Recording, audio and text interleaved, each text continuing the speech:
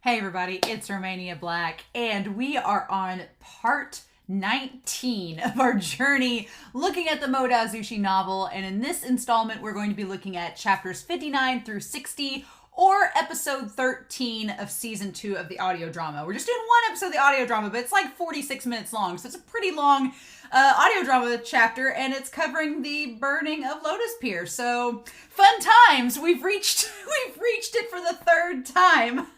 This will be the third time I encountered the burning of Lotus Pier. I watched it first in the Donghua nearly a year ago, and then I watched it a few weeks ago in the Untamed, and now we're going to finish the trifecta with the OG burning of the Lotus Pier from the novel and the audio drama. So it's cold outside, so I have my cup of coffee ready, but I'm pretty excited despite the fact that I know I'm probably going to be horrifically sad going into this set of chapters. I do want to make note that I was only going to watch the extra, the first encounter of Wen Ning, because I have a guide that I've been going through, and the guide tells me like what extras go with what episodes. For some reason, I missed 2 episodes ago back in the Turtle Cave. I missed the extra called Pillow Talk or Lap Pillows. It's the same extra. It's called 2 different things. But people on YouTube, part 17, which covers the Turtle Cave, came out on YouTube today, and I saw several comments before recording this that were like, oh, you didn't react to the lap pillows extra. And I was like, lap pillows extra? So I went and looked for it, and yeah, it exists. It's like 3 minutes long. I should have reacted to it, and I wasn't on my guide, so I forgot. But I will rectify that error now. I told everybody on YouTube, I was like, well, I already recorded the next installment for Patreon, so I won't be able to do it in the next installment, but I'll do it for this one. So we're going to look at lap pillows first, pillow talk first, that extra, then watch episode 13 of season 2 of the audio drama, and then the first encounter of Wen Ning, and then I'm going to stop, go and read the novel chapters. I'll have my notes and read the manhwa, and then come back and we'll talk about the whole thing as a whole. So yeah, these are always like so intricate to try to do and record. I usually do them on like a Sunday, or I've got the day off because it's Martin Luther King Day, so I can record them today. I usually do them on a Saturday or Sunday because they take some time to record and to get all together. But it's Monday and I have the day off of work, so I was like, it's time. So I'm pretty excited. I'm not excited to be horrifically sad all over again, but you know what? The last episode, we got WuXian and Cheng being stuck in the boat and their dad leaving them. So that's the worst part, right? Right? That's the saddest that I'll be, right? I doubt it. So I tell myself that. I'm like, it'll be all right, Romania. You'll get through this. But in any case, I am excited to start these chapters and get to... We haven't even gotten to the Yiling Patriarch yet. Isn't it crazy? We've done this whole story. It's funny. We haven't gotten to the introduction of the Yiling Patriarch yet. We've not gotten to his intro in the novel yet, but yet we've seen WuXian kind of as the Yiling Patriarch at the conference where him and Wanji had like the separation from each other. So the timeline in the novel is very crazy how it does it. I do like that the Untamed and the Donghua try to do it in different orders to where maybe it's a little bit... It's not that it's clearer or that it's in a different format. So I do appreciate that, but I find it curious that we've seen WuXian as the Yiling Patriarch even before we were introduced to him as it. So it's very interesting. But yeah, I'm pretty excited to see what all happens, what all goes down in this. So let's not waste any more time. We're going to do Pillow Talk first, and then the episode, and then the Wen Ning extra. But we are going to start the old Pillow Talk here. Let's have some fun and happiness before we're shoved into Pain Town, shall we? We're going to start that here in 3, 2, 1, and let's see this little extra.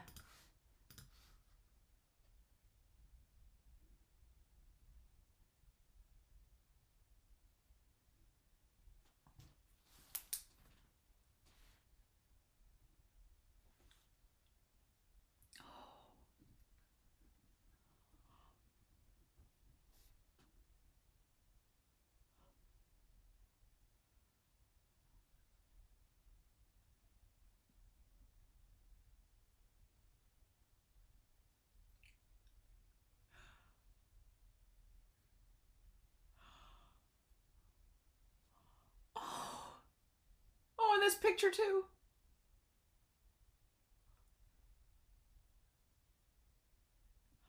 Stop.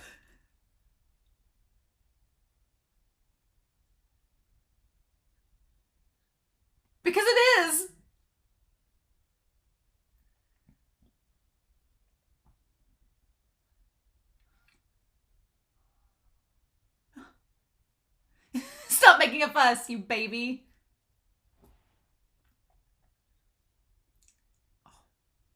Sure. Mm-hmm. Oh.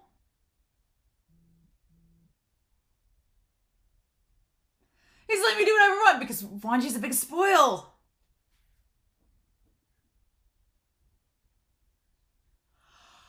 Shut up!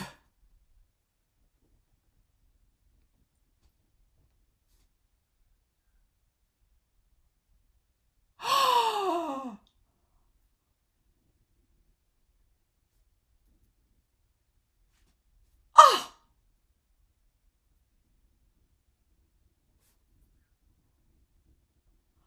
Shut up! What is this?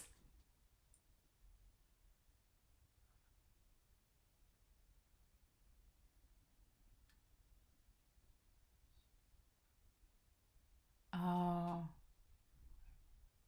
It's so humiliating.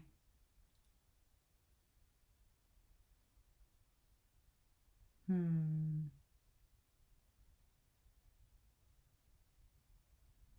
Oh my god!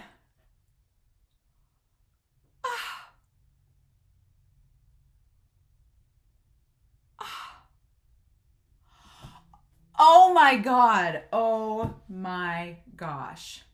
What? What? We're gonna talk about that pillow talk one. Oh my gosh.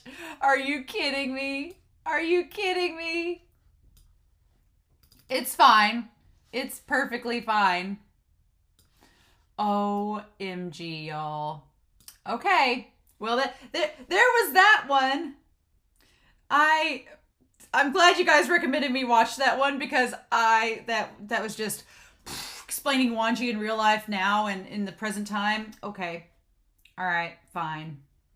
Yeah, we're going to come back and talk about that. Okay. All right. So, let's do this, shall we? We're going to now start the pain. We had that adorable sweet sugar saccharin that was just that extra.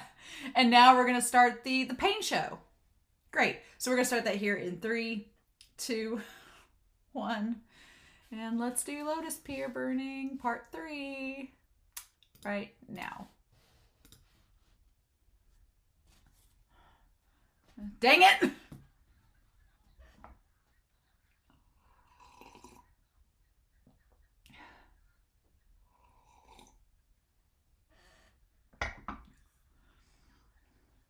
And of course we have to have this battle, right?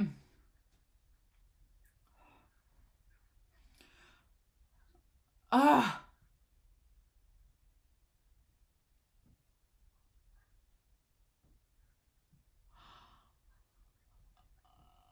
Oh.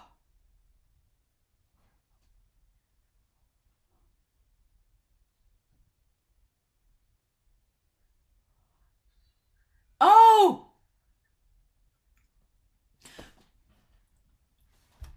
Ah. Because you're here! Oh!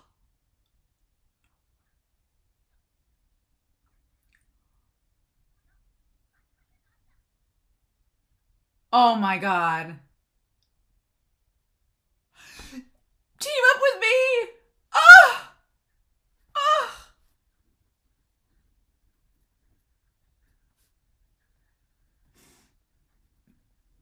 Oh my gosh.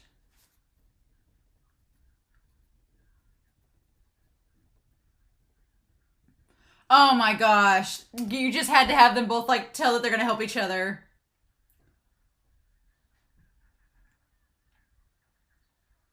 Oh, Chow. It's weird because I'm not used to hearing his voice like in the audio drama. It sounds different than the Untamed. It does.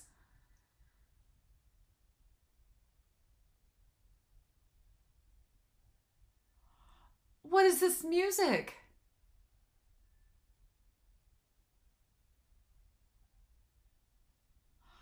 I like this image of WuXian and Cheng. It's like it's almost upside down, like the world's turning upside down. Oh, and the credits being like almost softly spoken. Oh, I don't like this. This is not good. Not a good sign. Not a good sign, y'all. Mm-mm. Nope.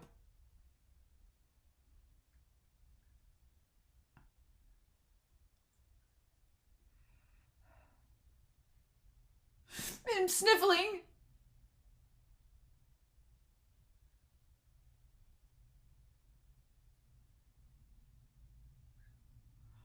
Oh.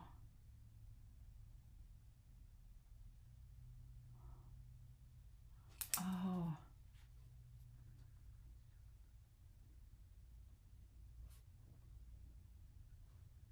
Ooh. So they don't know why Zidane didn't let them go. If it was because of proximity or if it was because Madame Mew died.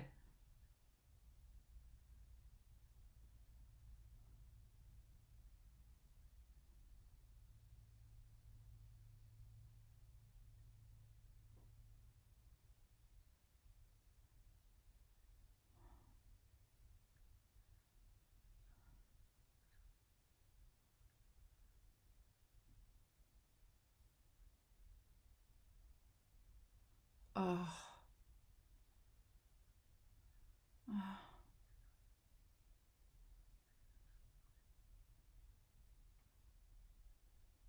Oh, that music coming in.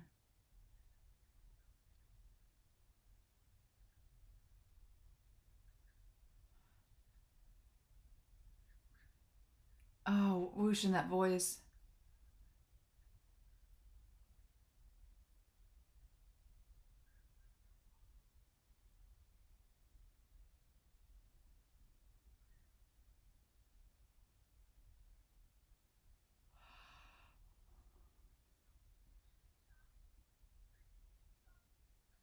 Oh my gosh.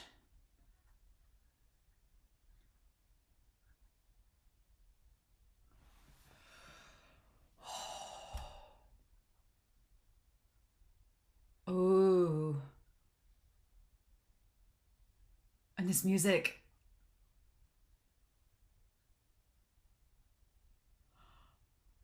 Oh, I don't want to hear Chow and Chow Baby talk.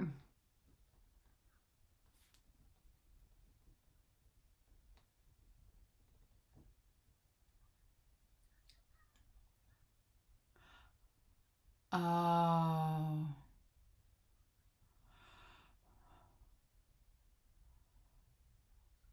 Oh.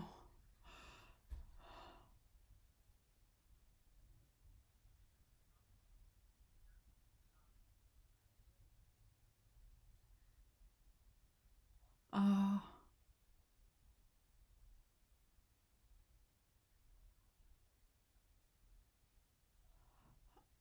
Oh, this is just like the Donghua. But he did love her.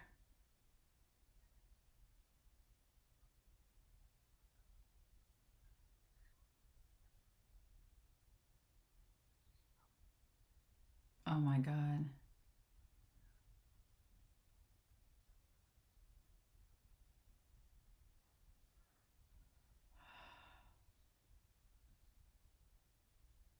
Ha! No manners at all.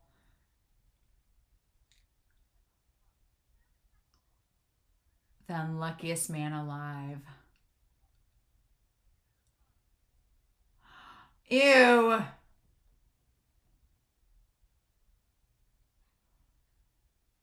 Ew. We're tired of too much PDA.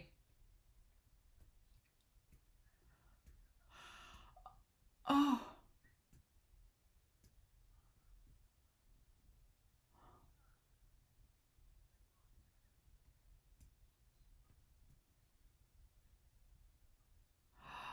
Oh my gosh.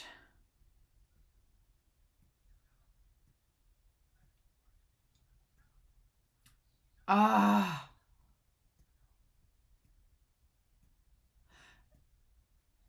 Ew. Ah.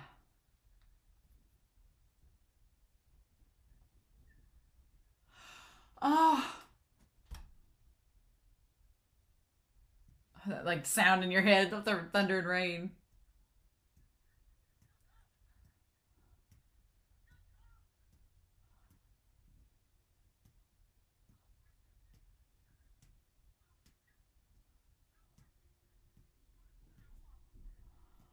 Oh.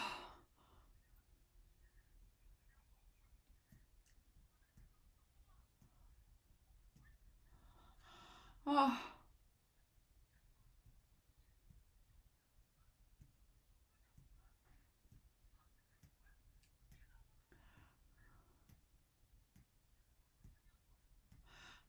Yeah. Oh.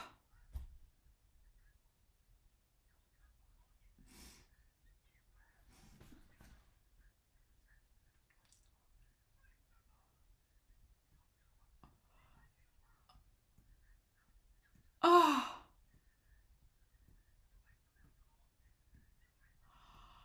Oh.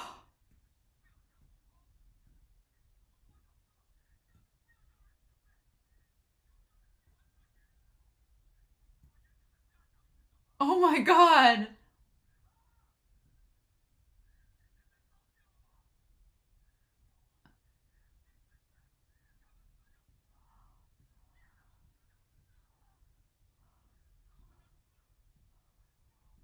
Oh. Oh.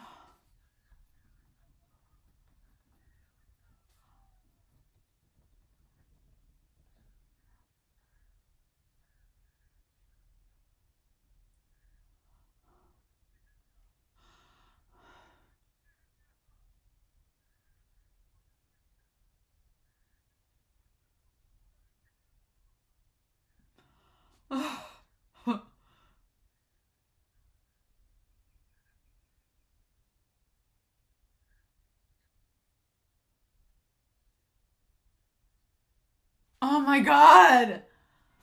Ugh. Damn.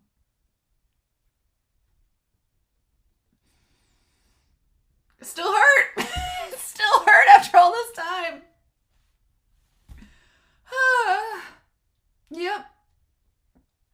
Still sucks. Surprising no one.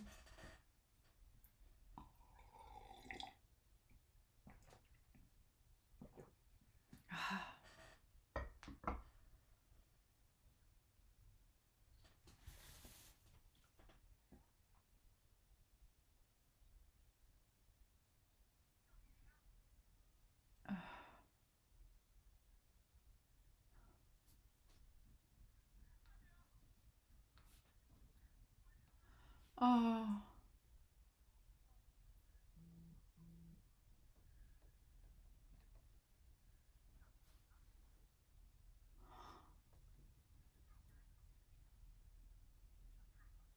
Oh.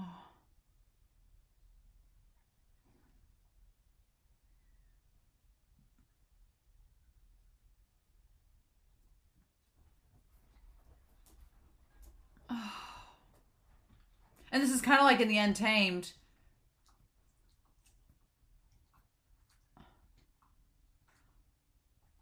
Oh.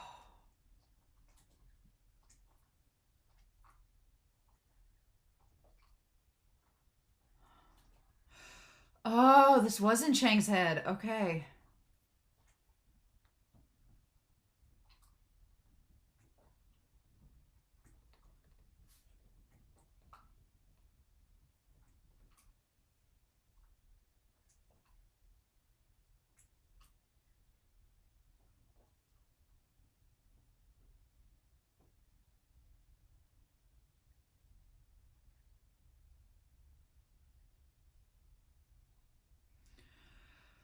Oh.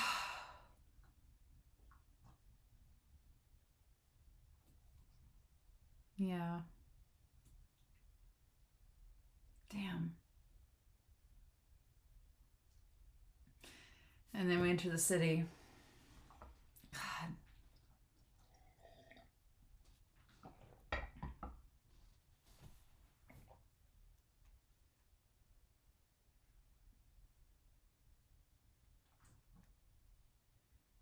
Wait for me to come back.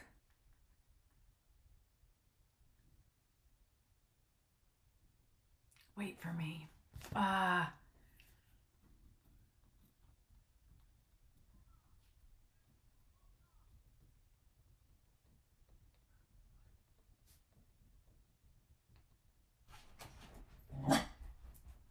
Oh.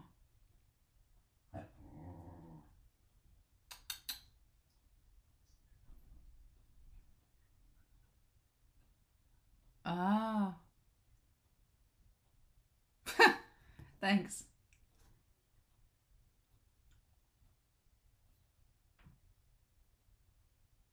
And then we'll go to Mei Shan to see.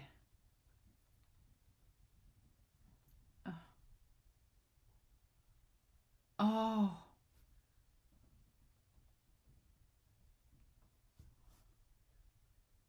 Oh.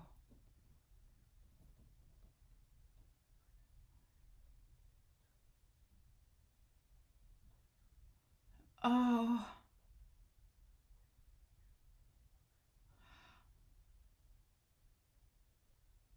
Oh.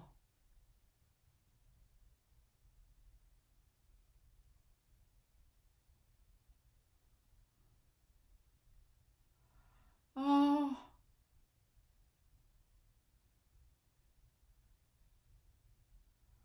Gets plagued by flashbacks and guilt.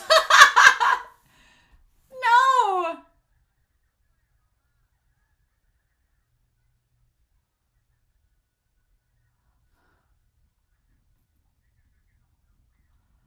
Oh.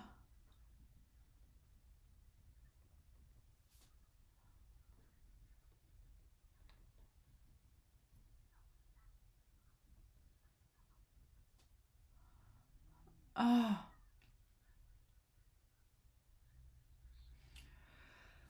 Oh.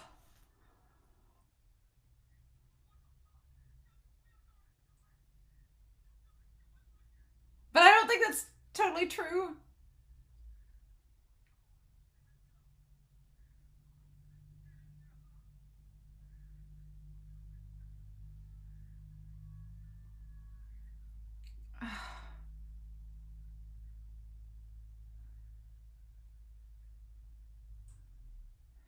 Oh. Oh, that little Oh.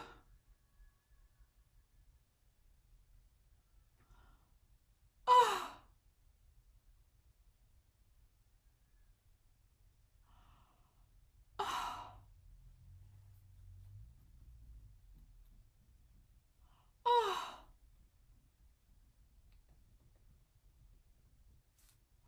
Oh.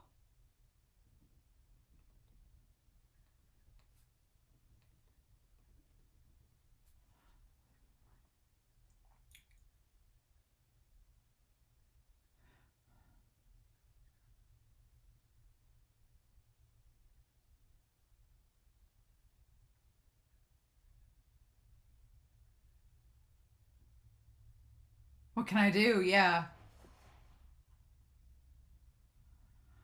Oh.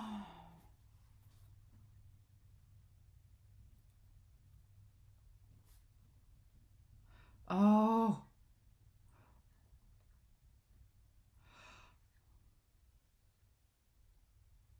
Oh.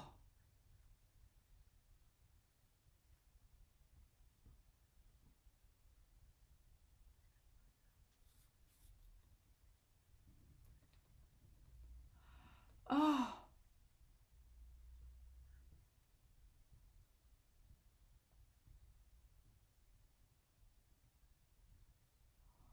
Oh.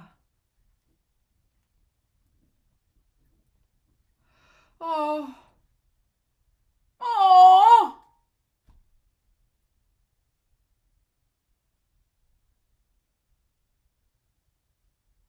Yeah.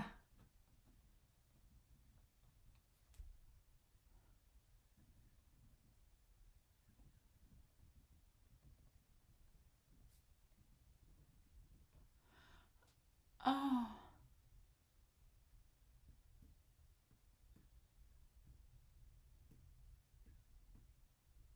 At the wall.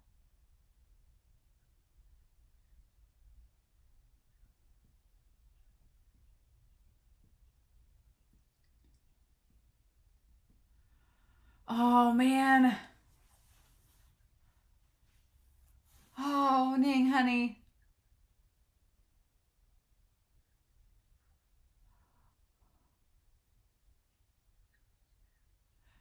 How could someone so nice be among the wind dogs? No, he's not Trigger. He's a cinnamon roll.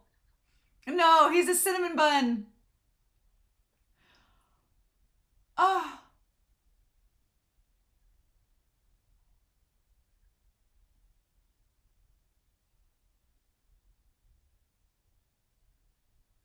Oh.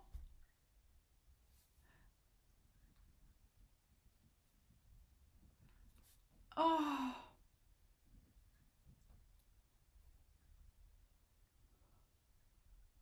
Oh.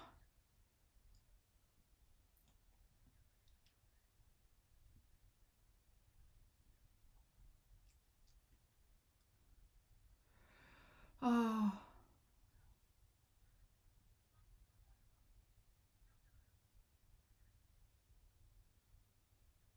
Oh.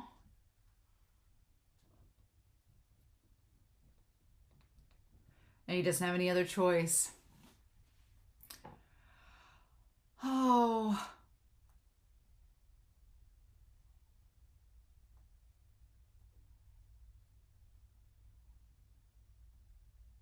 I'll do my best, right? Oh. Wait in the boat.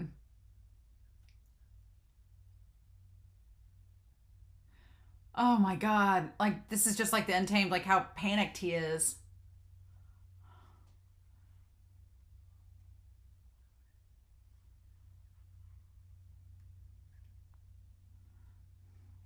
Why would a wind dog help me?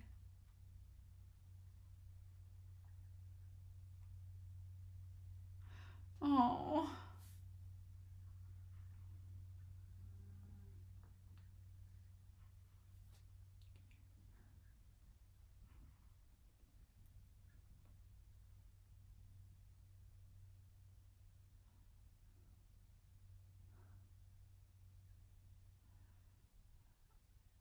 Oh.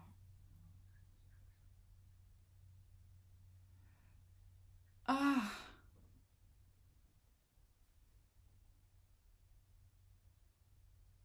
Ah.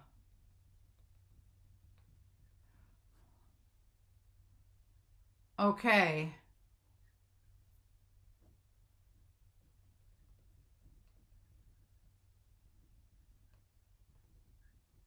Okay, so yeah, he said he'd go back and get them.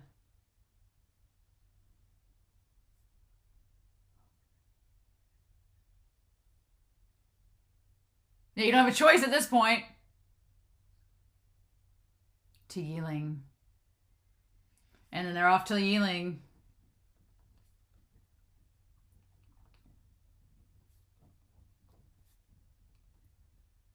Okay. Man, it's cool to see WuXian just be as desperate and nervous as he is in the Untamed, like in this. I don't feel like the Dongwall we got that nearly as much because it was so fast.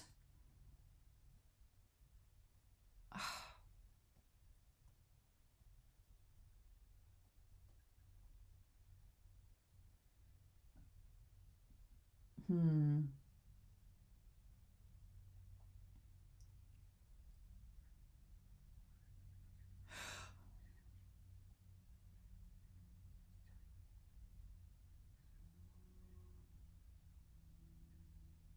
Oh.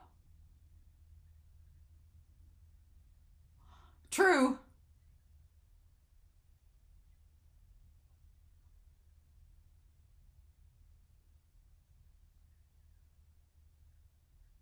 Mm-hmm.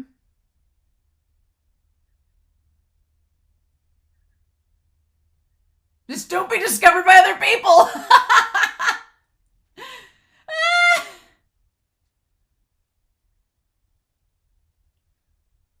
Oh.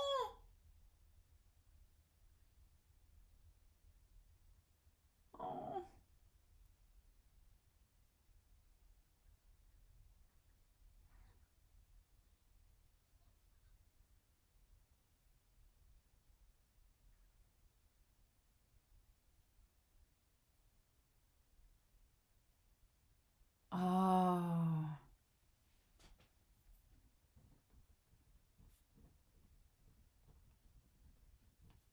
Ah.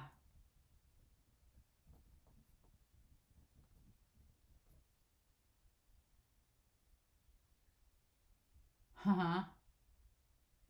Really? Oh, her medical skills. Okay, yeah.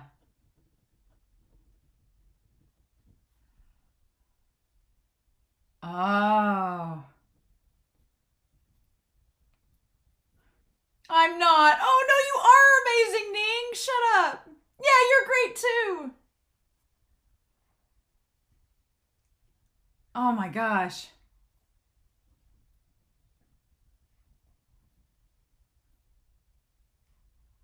Okay.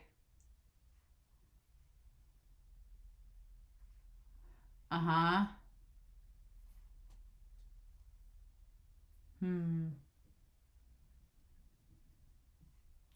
Mm-hmm.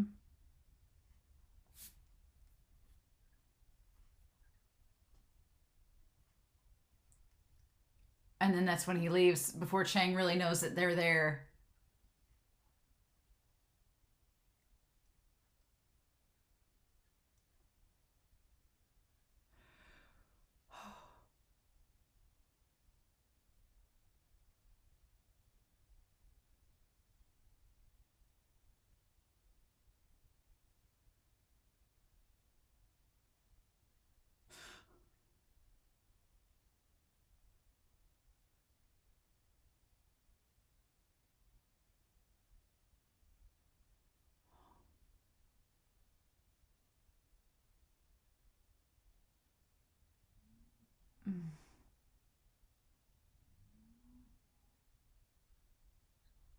And then the music kicks in.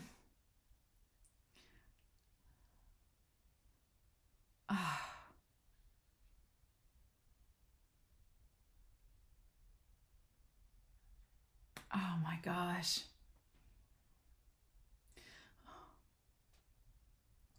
Ah.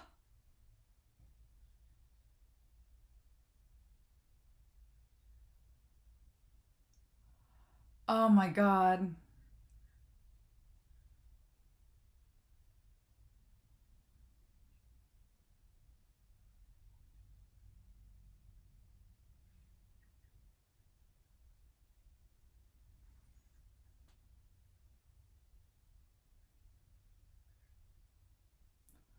Oh, Chang.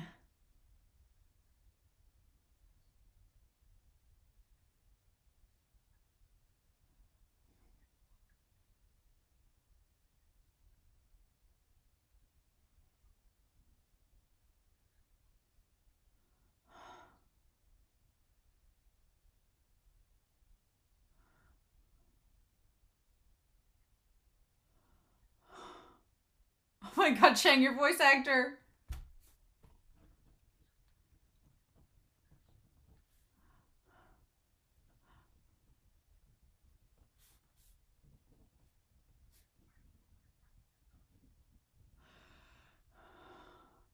Oh my god.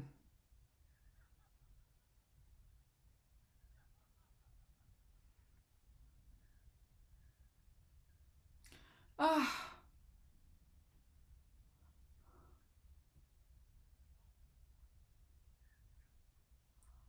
it's not his fault. It's not his fault. And then Ning, our cinnamon roll, comes in at the worst time.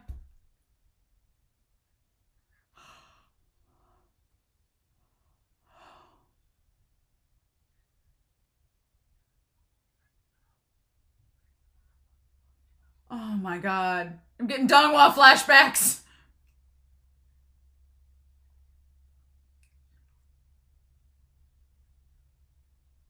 But it's very safe here. No.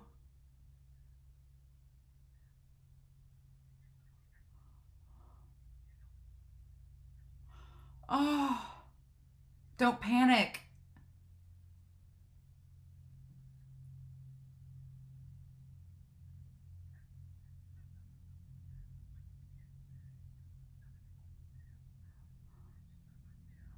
Oh my god. And that's when he tells the lie.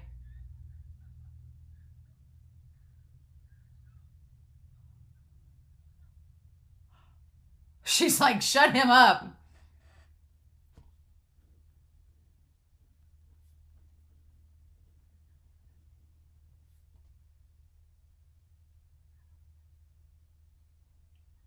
Hmm.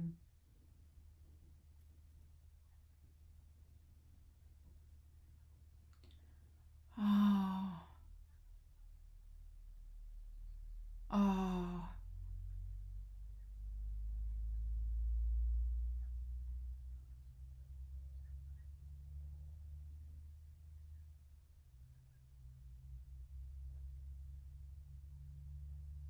Mmm.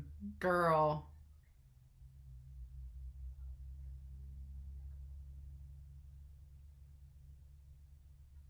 They'll eventually search here, yeah.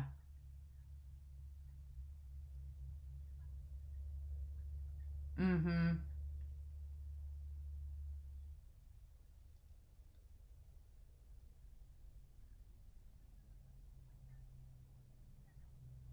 Hmm.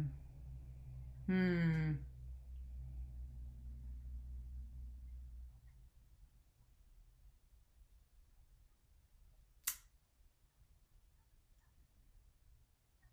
She's like, I'm not a killer, so don't lump me in with them.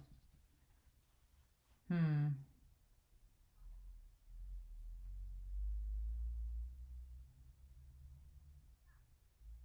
Huh.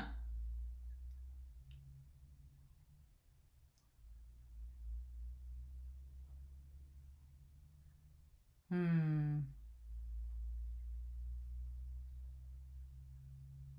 What kind of medicine do you make? Yeah, this is like the Danghua.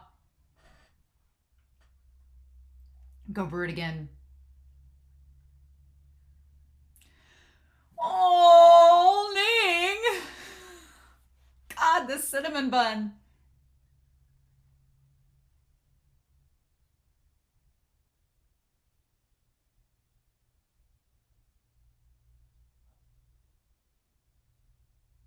Oh. Yeah, where are you gonna go to?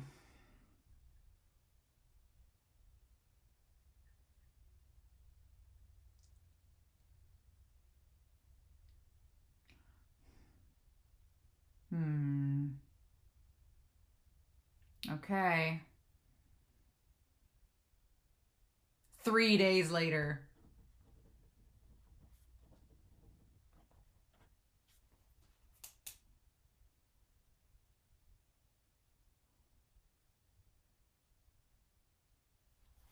Okay.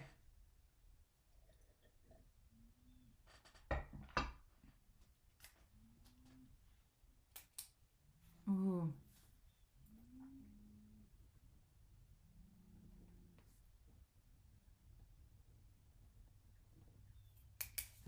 Yeah.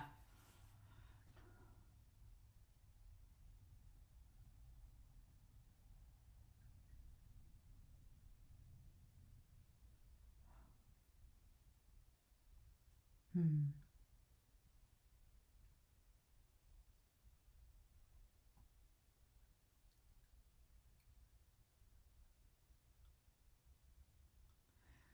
Hmm.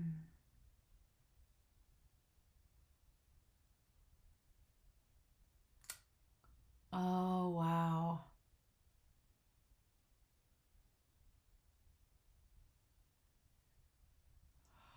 Oh, and in those 3 days, he asked her. Oh.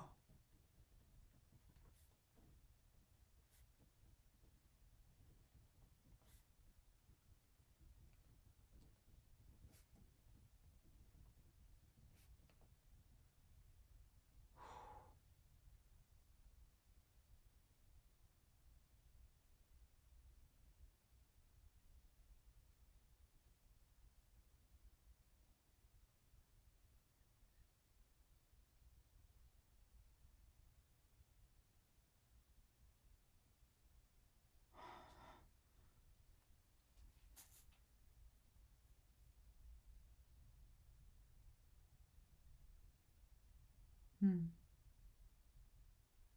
Hmm.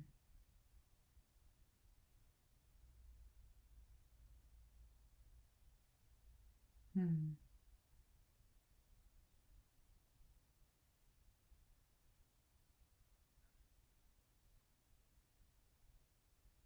Hmm.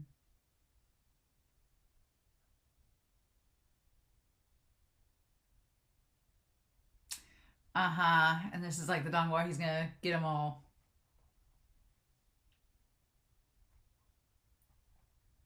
Uh-huh.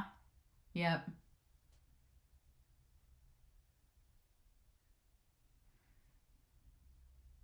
Uh-huh.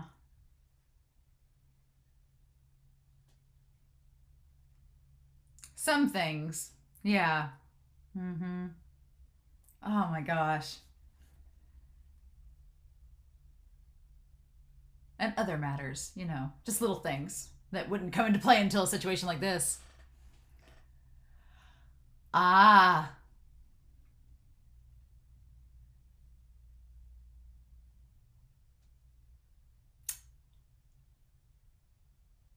Mm-hmm. Uh-huh. Hmm.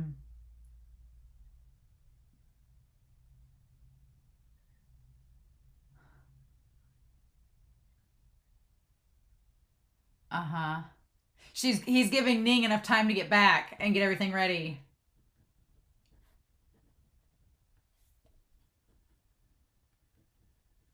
Uh-huh.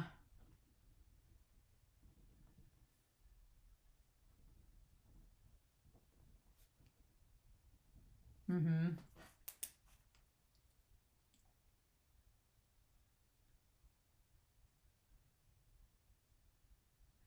Hmm.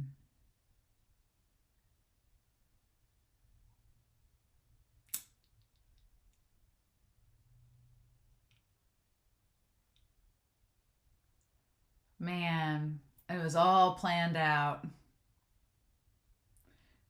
Did you add chili peppers to the steamed buns? It's terrible. Of course.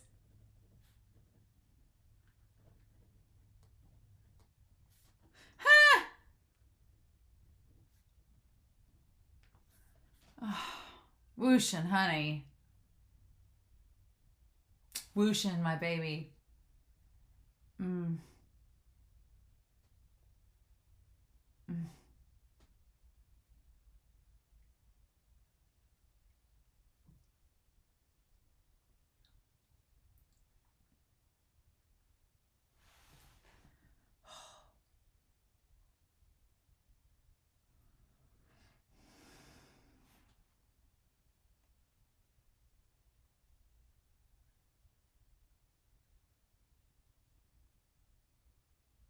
And he blindfolds him. Mm-hmm.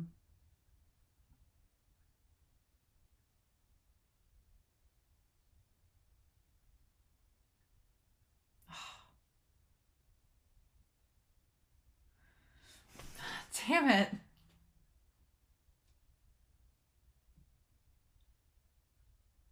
Ah,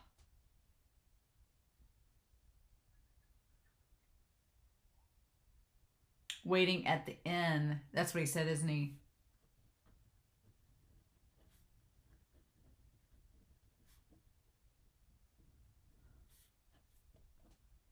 Oh, wow. Wow.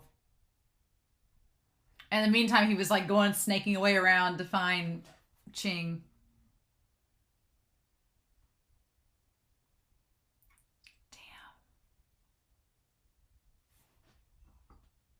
Damn. Hmm.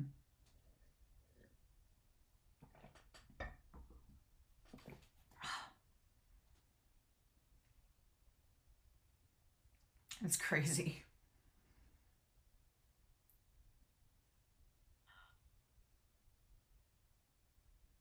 Oh.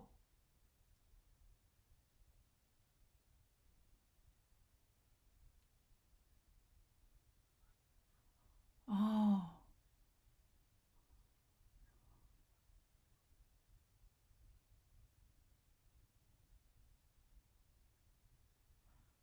Oh. Oh, damn it. Oh.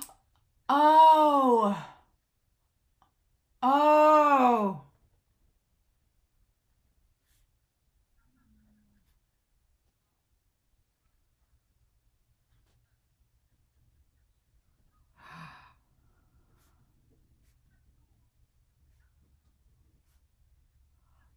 Oh.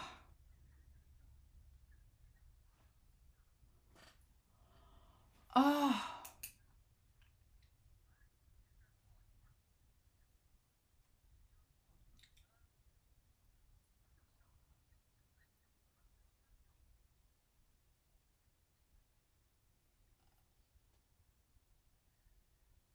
Um.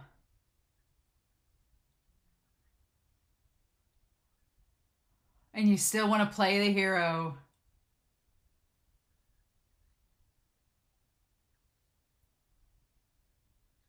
And he really thought he was going to die.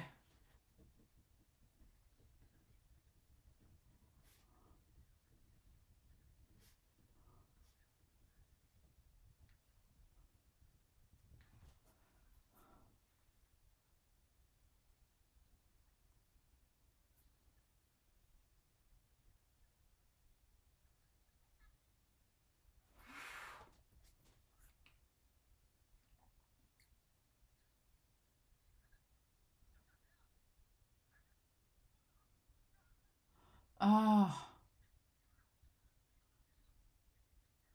Oh. A son of a servant. Mm.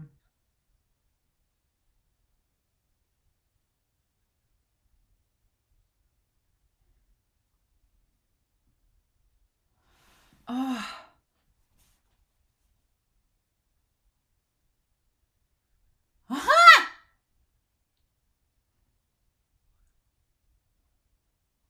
Oh my God.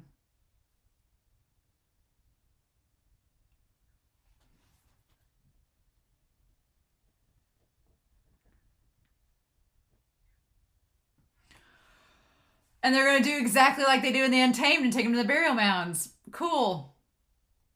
Okay.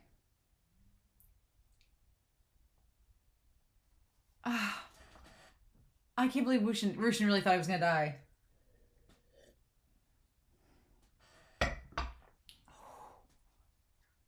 Like, that is terrifying, the idea of letting him just fall to his death.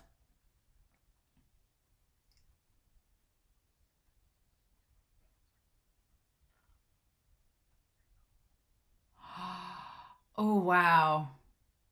Him saying that.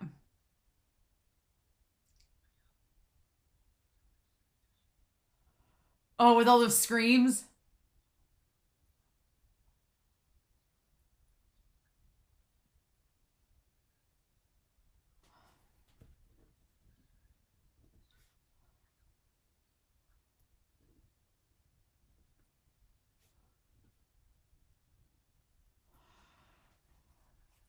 You can see the resentful energy.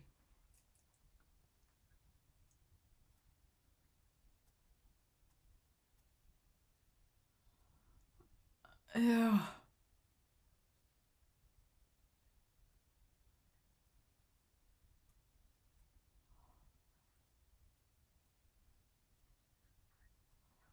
Oh my gosh. Oh my God.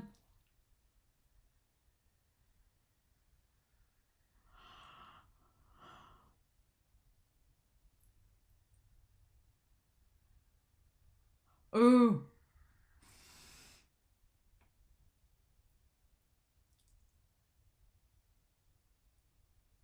You're kidding. That's where we're going to stop? No. Oh my gosh. You're joking.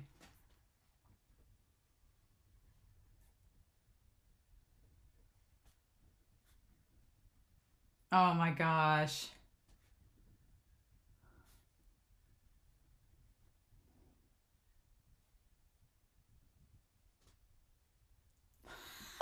As WuXian starts playing right afterwards. Of course.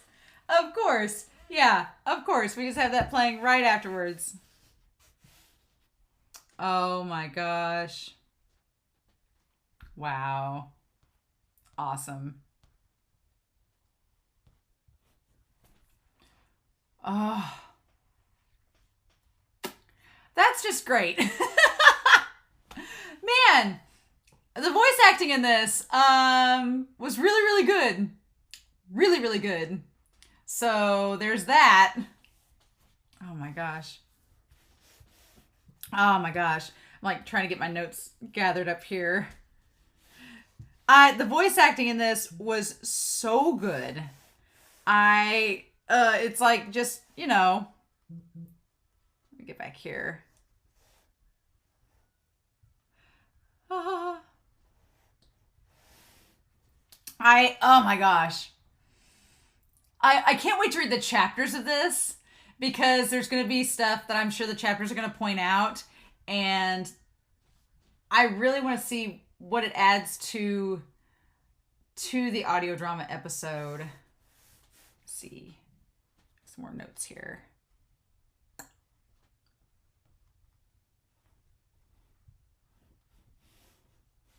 Okay.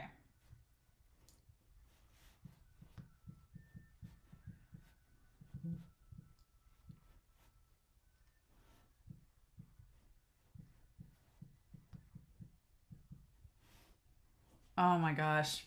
I always think that Chow sounds a little bit different. Chow sounds a little bit different in this than he does in The Untamed or the Donghua. And I'm not sure why. It just feels like he sounds a little bit different. But yeah, oh my gosh. Poor Ning and WuXian, the voice acting. There's so much to talk about. And I'm like, okay, fine. I want to hear the preview, but this dang outro is so long. And it's nothing against WuXian. I love the WuXian theme. But I'm like, boys, I need that preview. But it's all right. We'll hear these boys do their beautiful duet before we go any further. I am really excited to read the chapters, though. This is going to be great. And we have the extra of Encountering Wen Ning that we have to watch first. Their harmonies are so good. I hate that Wan Chi is not here through any of this episode. He's not here through any of it at all. He just gets mentioned.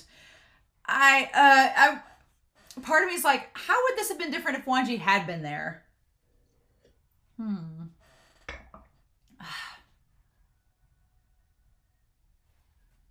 Our boys. There's so much to talk about already, and I'm pretty excited about it. This is a great episode.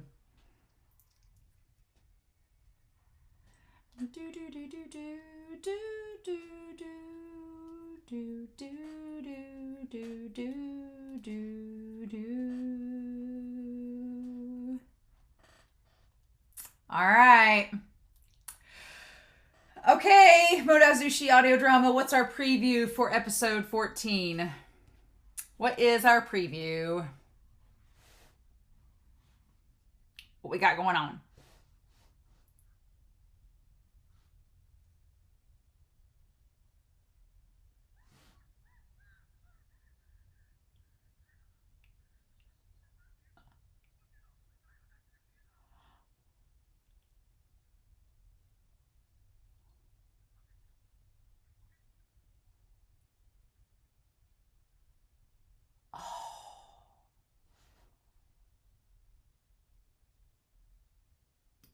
Ooh, okay.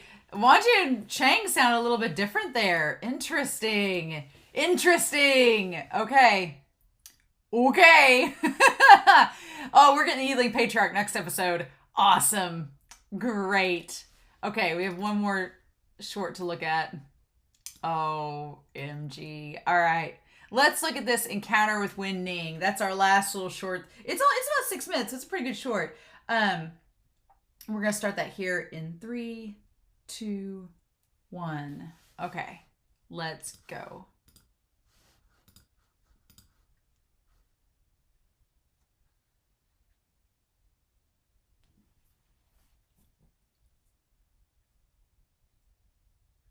So I guess in the novel, up until this point, it's not like the Donghua where we actually got to see him meet Ning. The novel mentions it, and this is the short going back to that.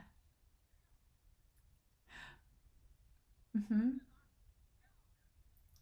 Aww.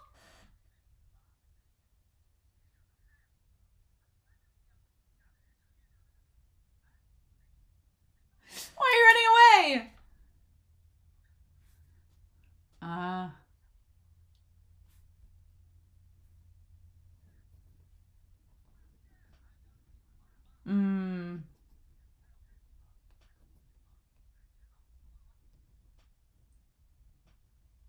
I want to go back and watch the Donghua now. I want to go back and see the meeting in the Donghua now.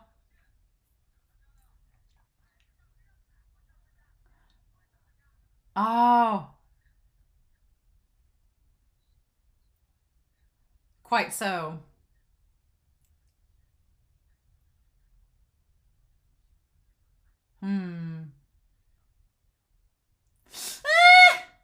The same shitty archery skills.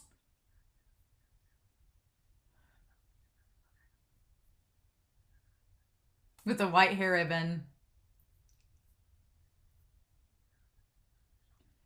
Oh, yeah, he is our cinnamon roll.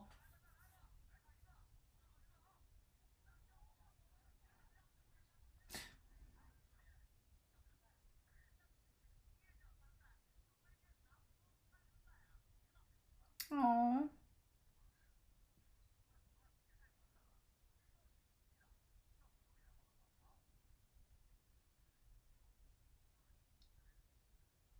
Oh.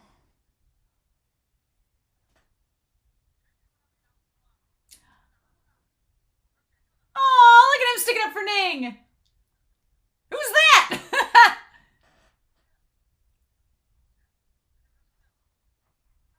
I did.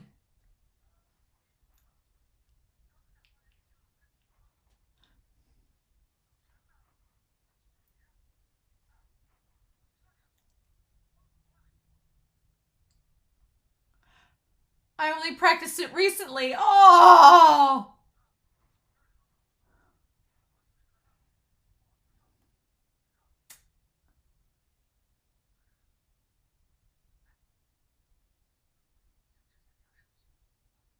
Oh.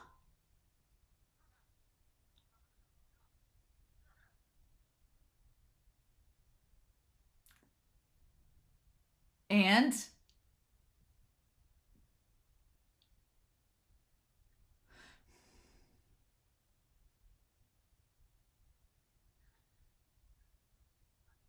crap. Oh no.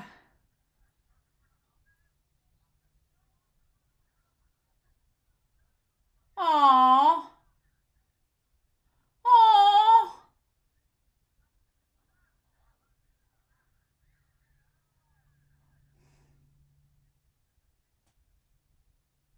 Oh.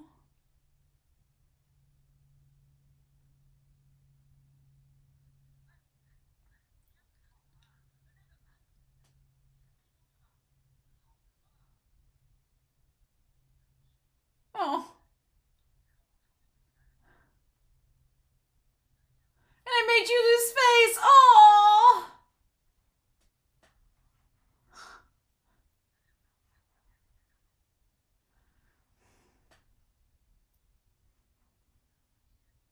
Have some self-confidence.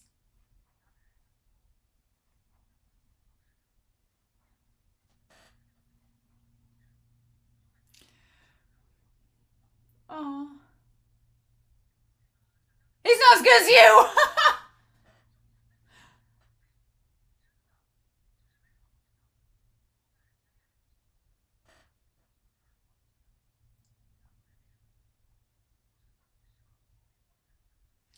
Aww.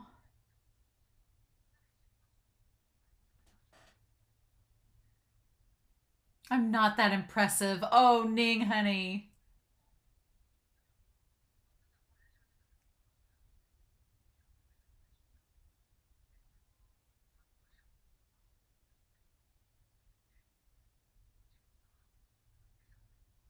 Ah.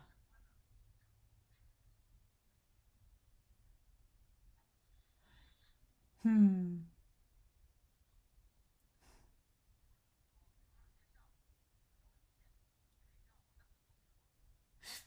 Who doesn't know your Wei Wuxian? I love that. Who doesn't know you? Oh.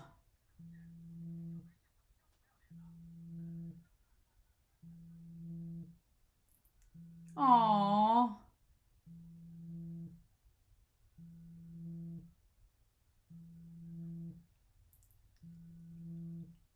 I'm Ning, but this is my courtesy name.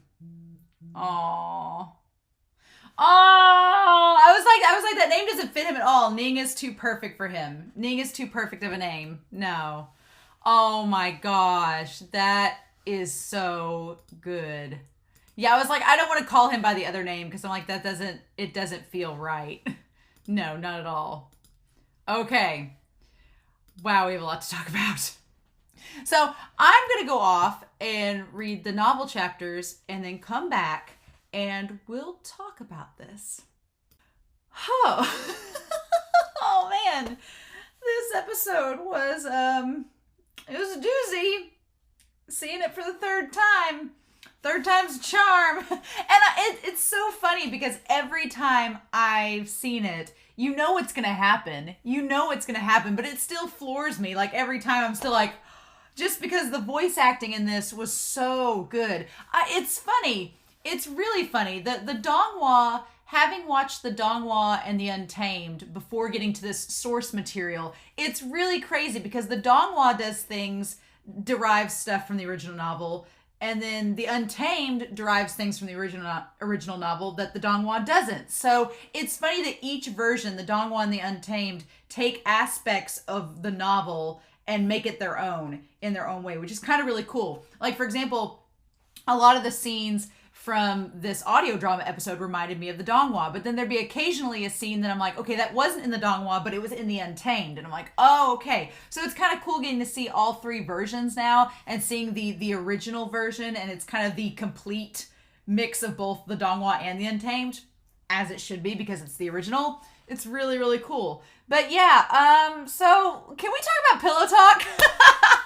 That one was so freaking good.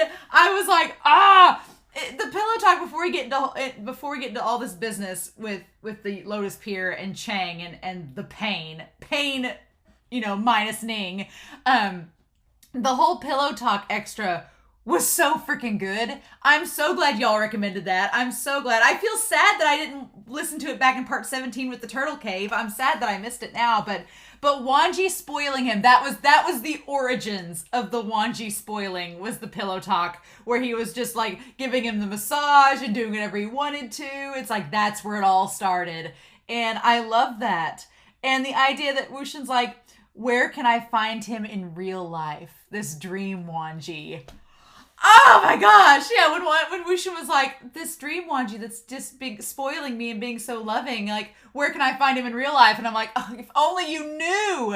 And I find it funny that we're in this flashback now as WuXian's being carried away from getting stabbed by Ling in the present. So when he wakes up, he's going to have all these thoughts and everything. It's like, yeah, you know. So, yep, yeah, just, it's, God, it's just setting up how Wanji's always wanted to spoil WuXian, but like WuXian says, Wanji's like, why don't you say these things when you're awake? And WuXian's like, because it's humiliating, because he doesn't want to admit that he likes him yet. And so it's like, and then we get to the present time where Wanji's like, I'm not going to wait for you to wake up. I'm going to spoil you right now, whether you like it or not. It's like, oh, it all makes sense. It all makes sense. But oh my gosh, I was so like elated with that extra. So thank you all for reminding me to watch that, because that was wonderful. But yeah, so we get into the novel and then the chapters. I really like that this section of Modao Zushi is called Poisons. This whole section's called Poisons, right up to the end of this chapter. Like chapter 60 marks the end of the Poisons section, because it really is, right? It's just the water being poisoned. It's the burning of the Lotus Pier. It's the killing of Feng Mian and Madame Yu. It's Cheng losing his golden core, and then WuXian losing his golden core. WuXian getting thrown into the burial mounds. It's like everything just getting tainted, and kind of the loss of innocence. Like this, chapters 59 and 60 kind of mark the point where WuXian goes from being the happy-go-lucky WuXian that we've known throughout this entire story, and the death of Madame Yu and the loss of his home and the fear that he's going to lose Cheng as well, it just completely changes WuXian. And that only gets worse once he gets dropped into the burial mounds and all the resentful energy surrounds him, because he doesn't have the golden core anymore to protect him. So it really is like, it's like that loss of innocence, that transition into adulthood. and only in like the darkest of ways. And again, I've said this with all the other versions. The only good note is that WuXian does eventually die, but he comes back in Mojang Yu and he gets a second chance at life. And that's kind of the beauty of it. He gets a second chance with Wanji, and it's like, okay.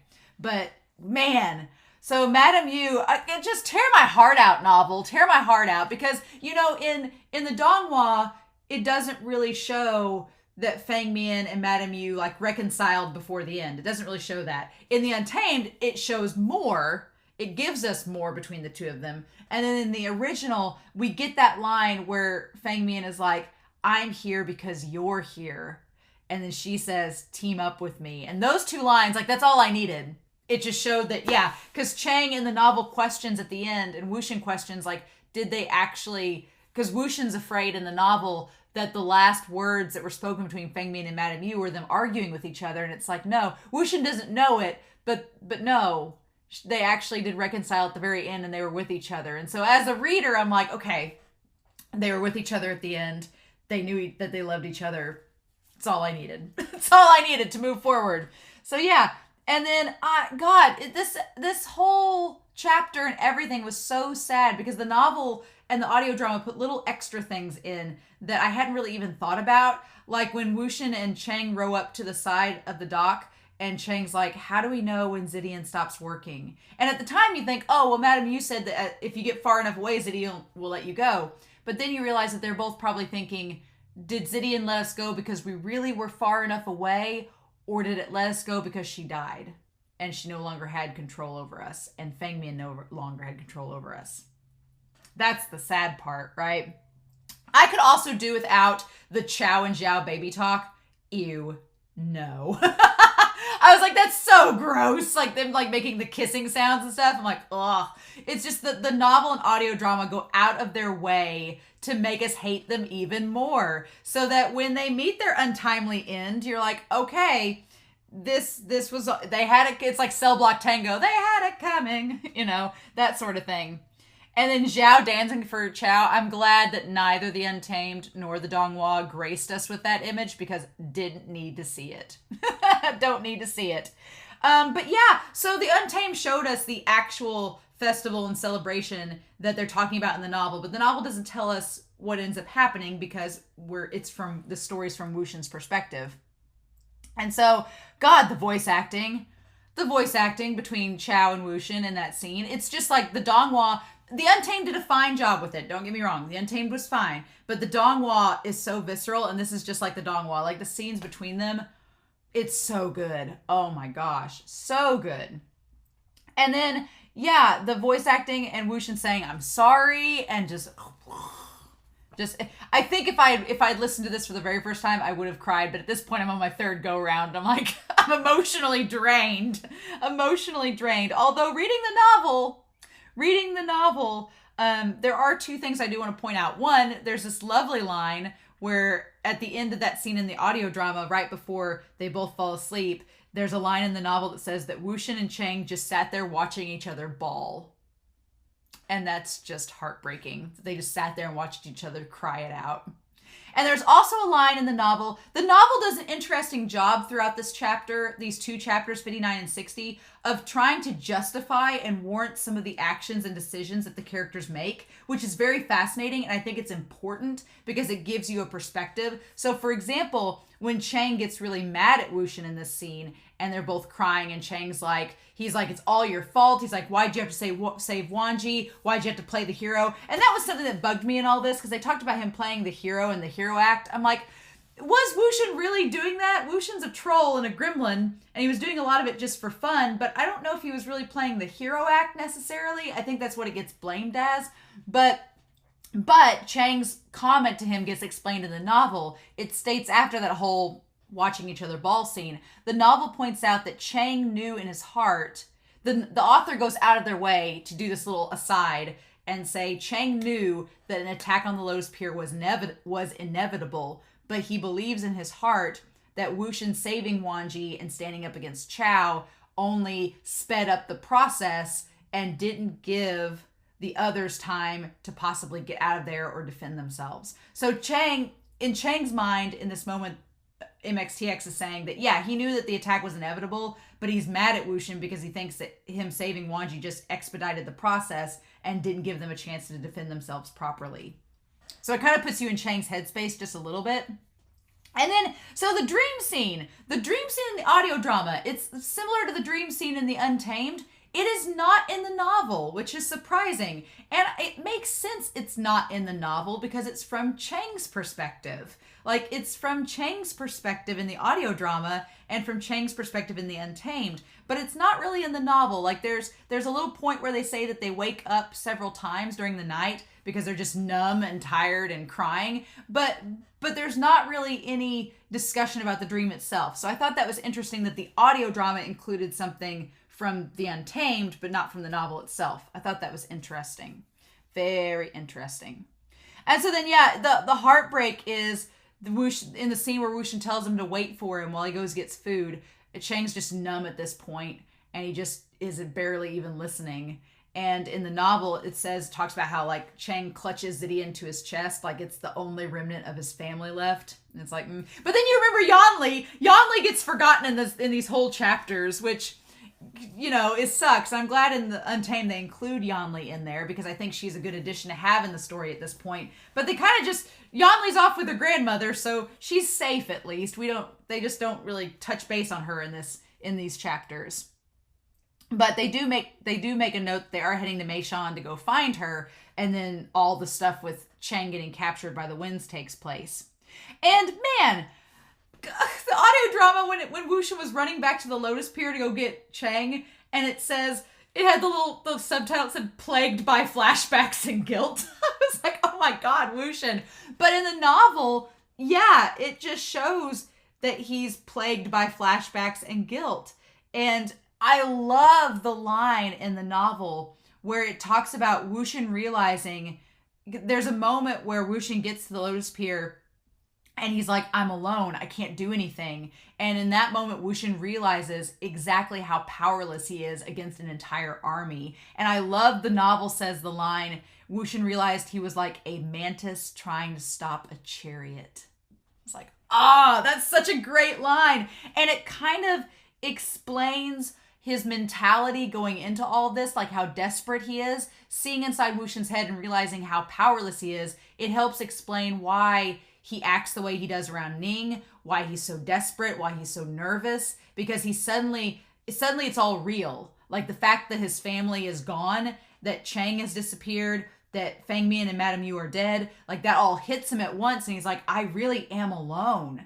And he feels that. And the sad part is that Wanji's not here at all. So for a moment during this entire time, WuXian did feel alone. And I'm like, damn, I wish Wanji had been there to support him. But we don't get that. But I love that line, a mantis trying to stop a chariot. And when he comments and says the one thing he hopes is that none of the guards comment about seeing Zhang Cheng's corpse. And I'm like, because that's what they saw, all their friends piled up, and then Madame and Zhao and Chao talking about Madame Yu. Like, you know that WuXian just doesn't want to hear that about Cheng to confirm that he's dead. And it's like, it's so real. Like, the novel does a really good job of portraying that. And then WuXian just crying bitterly and falling to the ground right before he gets to the Lotus Pier. The voice acting, WuXian's voice actor is so good in this. And that part of the audio drama was just heartbreaking, like crying bitterly. Mm-hmm. And so, okay, we have the idea of him running across Ning. And in the Donghua, they showed us the archery scene from before. So you kind of, when he sees Ning, he doesn't have quite as visceral a reaction, right? Because he recognized Ning from before. We as the audience find that out. But here, WuXian, he's so desperate and paranoid, and there's so many thoughts going through his head that he doesn't recognize Ning at all. And it's been 2 years, and they just met him that one time 2 years ago. So of course, the one guy you met 2 years randomly ago, what's the odds that you'd remember him right off the bat, right? But the novel does throw us the line, because in the audio drama, WuXian sounds just desperate and cold and heartless when he has Ning. He's thinking about snapping his neck. But in the novel, this line got to me. It was like, WuXian mustered the most ruthless tone that he could. So it's kind of fake. WuXian is trying to be cold and stern in this moment because he doesn't know if he can trust Ning at all. He doesn't think that he can trust him, but it's not, that ruthless tone is coming from a place of acting. It's not really truly what WuXian believes in his heart at the moment, right? And so then the whole thing about Ning being the man that he met 2 years ago at the conference, it ties into the extra with Ning and meeting him there. And God, it's such a testament because the novel actually includes the meeting Ning part in the moment in the chapter. It includes that part. And it's so funny and tragic to see, like, the WuXian right now in chapters 59 and 60 is so heartbroken and fearful and desperate that when we cut back to seeing him at the archery tournament, it's like it's a totally different WuXian.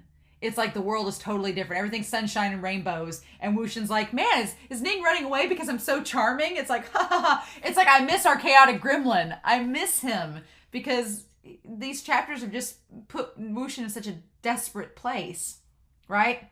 And there is a moment where the author notes that WuXian's hatred from the last few days, his hatred and fear bubbled up. And for the first time in his life, he had killing intent. For the first time, he thought about killing Ning. And I'm like, thank God you didn't, because Ning ends up helping him. And like, Now, in the novel, by the end of chapter 60, we don't get to where Ning brings the remains of Madame Yu and Fang Mian to them. So I'm guessing maybe that happens later in the novel. Don't spoil me. But we don't get it yet. And in the Donghua, we do get it. So I don't know if that was just a Donghua edition only, or if it does happen later on in the novel. I don't know. But yeah, he had killing intent and he was prepared to kill Ning. But bless his heart, Ning is such a freaking cinnamon roll. I love him. He's one of my favorites in this whole story because he's so pure. And he took that kindness WuXian gave him back, 2 years ago, and he repaid it over because he's just that nice of a person. And it's like so tragic what happens to him. And Cheng, like our badass queen, like just coming in. It's so weird because in the Untamed, we've known Cheng and Ning for like almost the entire series. And in the novel, in the Donghua, this is like the first time they show up. So it's like, it's interesting. But yeah, WuXian. And so we get Cheng showing up. And WuXian makes note in the novel. I wanted to point this out too. Before Cheng shows up, WuXian is not afraid to die. In the novel, it says WuXian's not afraid to die. He's just afraid that he won't be able to help Cheng. And I'm like, that's the thing. That's why the whole hero act sits kind of weird with me because I'm like, yeah, WuXian does play the hero, but at the same time, he's not selfish. WuXian's pretty selfless. That's like his big character trait is that he doesn't think of anybody. He doesn't think of himself. He's thinking of everybody else around him. So yeah, WuXian saying he's not afraid of death, only that he can't help Cheng. And then yeah, when they get there, right as Cheng arrives, Cheng comes in right then. WuXian tells Ning, as Ning lays Cheng's body down, WuXian says, "Thank you, I'm sorry." We get the first instance of that. I didn't realize it was that early on because it's going to come back. It's going to come back with Cheng and WuXian in the burial mounds in the little village. It's going to come back with them, and then it's going to come back with Baby Ling later on. The "thank you" and "I'm sorry." That's like the first time we hear it. And it's in the novel. I wish it had been in the audio drama. I wish we could have heard it in the audio drama, but it's in the novel the first time that WuXian tells Ning "thank you" and "sorry." But yeah, so Cheng arrives and instantly defends them because she loves her brother more than anything. She instantly defends them and runs off to go find medicine. And WuXian knows of Cheng, we find out. Cheng is very well known in the Wind Clan. And we find out that she's a healer and she's an associate of Ruhan. And we find out why, because for the longest time I'm like, okay, she's an associate of Ruhan, sure, but why are her and Ning given such a high place in the sect? And we find out in the novel that Cheng and Ning, their mother is the daughter of one of Ruhan's cousins. So she's like a second cousin. Their mom is like a second cousin of Ruhan. That's how that works. So it's like, okay, they are related to Ruhan and Chao distantly, enough that they don't really associate with him, right? But yeah, oh my gosh. And so then, yeah, we have Cheng waking up, the golden core being gone, his maniacal laughter. I felt so bad for Cheng in this. Like, his voice actor does such a good job. And then, of course, Cheng being our local queen, her acupuncture needle, like, taking him out like you do. I also want to know that they noted that Cheng has like a darker complexion, and she just has like the big beautiful red robes, but she's like tanner than Ning. Ning is always portrayed as very pale and delicate, and she is like tanner skin and like has a more dominant, aggressive appearance, even though she's kind too and is a healer. She's never killed anybody. And so then, 3 days pass. 3 days pass before they're transported to a house in the forest. And during those 3 days, we get just little hints that WuXian has figured out how to replace the golden core. And this is so cool because I feel a little bit spoiled watching the Donghua and the Untamed. Watching the Donghua all the way through, it is a little bit of a spoiler because if I hadn't watched the Donghua and didn't know, then this whole part, the novel does a really good job of setting just enough up about the golden core exchange and not telling us, right? Not telling us anything, but setting just enough up to where we're like, okay, something's going down. And when you know from the Donghua, it's like, they do a really good job. It all makes sense. It all flows, but it's really good. And in the novel, it talks about how Cheng walks up the one path towards Boshan, supposedly, and then WuXian takes another path in the mountains. And we think the other path he's taking him is to the inn where he told Cheng he would meet him, but we know watching the Donghua that he's going around to meet up with Cheng to give him his core. And it all makes sense now why when Cheng woke up and WuXian's like, we'll wait a couple days and then go to Boshan's. And he's like, well, why are we waiting a couple days? Let's just go now. And WuXian's like, no, you need to heal up, get your strength back. It was that, but also it was giving him time for Ning to get back to Cheng and let Cheng know that it's time to go up to the mountains and do this. Interesting. And because Cheng doesn't really know WuXian, she's probably like, sure, you want to take your golden core and give it to your brother? Okay. She doesn't have that much attachment to him like she does in the Untamed. So it helps explain a little bit. I also like that just because it's WuXian and he's a troll, even through all this trauma and desperation and melancholy, WuXian still puts chili pepper in the steam buns, just to troll Cheng just a little bit. It's fun. It's funny. But yeah, so Cheng was up in the mountains for 7 days, for a whole week, like healing up from getting his core replaced. And WuXian told him he'd wait at the inn. I do wish that the Donghua had WuXian go to an inn like the Untamed and the novel does. Because that was one thing that always confused me the first time watching the Donghua, is that WuXian's just waiting there in the forest and then he gets attacked out of nowhere. And I'm like, oh. And it helps throw you off and not realize that he's had time to go get his golden core, taken out. Because it seems like it happens just a couple hours later, not a week. So it's an interesting... I like that the novel establishes that, yes, they went to an inn, a week had passed. WuXian is dirty and dingy from, traveling, and he thinks it's weird that they just let him in to serve him, and it's a trap. It's great. Also, WuXian, knowing now that WuXian's golden core was gone when he went into the inn, when Chao and them were beating him up, WuXian thought he was going to die. He's like, this is it, I'm going to die. But he had made peace with it because Cheng had his golden core back. And he's like, it's fine. It was all worth it. Cheng will be okay. If I die, whatever's. It's like, ugh. And then, WuXian thought he was going to die. And he's like, well, maybe there's a chance I'll come back as a fierce ghost. It's like, oh my God. Like, WuXian was prepared to go out. And then they talk about the hero act again. And then Chao decides to not risk him coming back as a ghost, because Chao doesn't want to risk that. He doesn't want to risk that. In the novel, Chao goes through his head and he's like, WuXian probably wasn't subjected to the same ceremonies that Cheng was, so he probably didn't have the soul calming ceremonies, so there's a chance he will become a ghost, and Chao doesn't want to risk it either. So he takes him to the burial mounds. I do like in the novel, right before they go to the burial mounds, it shows that Zulu picks WuXian up by like the back of his shirt and lifts him up to take him with them. And in that moment, the novel says that WuXian looks up at the man that killed Madame Yu, that killed Fang Mian, and took away Cheng's golden core, and he seared Zulu's face and cold expression into his heart. That WuXian's like, I'm going to remember you. Like, if I become a ghost, you're going to be the one I attack. It's like, ah! And then, we go to the burial mounds. It's creepy. It's disturbing. And there's the creepy sounds. And then the chapter ends, and the audio drama ends right as he's thrown down into him. And that's the end of the Poisons arc. It's crazy, right? It's crazy. These two chapters were so good. and the novel chapters were so good. And I'm like, okay. I went ahead and looked ahead. I was like, I scrolled down just to see where chapter 61 started, and the chapter 61 title was Evil. And I'm like, oh, we're getting the Ealing Patriarch. It's coming up next. So I can't believe I'm ahead in the Untamed, but eventually I'm going to catch up because the Untamed hasn't gone through Ye City yet. So there's going to be a big batch of Ye City stuff. So that's going to be fun to get to. But man, yeah, we're doing Ealing Patriarch next. So that's going to be a fun time.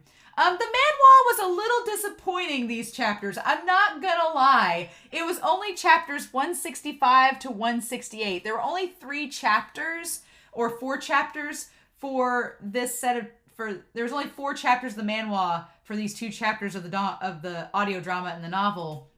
And I was a little disappointed. Like, there's some good panels, and I've included them in this video up until this point, the panels that I liked, and they'll be in the thumbnail. But I was a little disappointed. It felt rushed. The Manhua felt rushed at this point.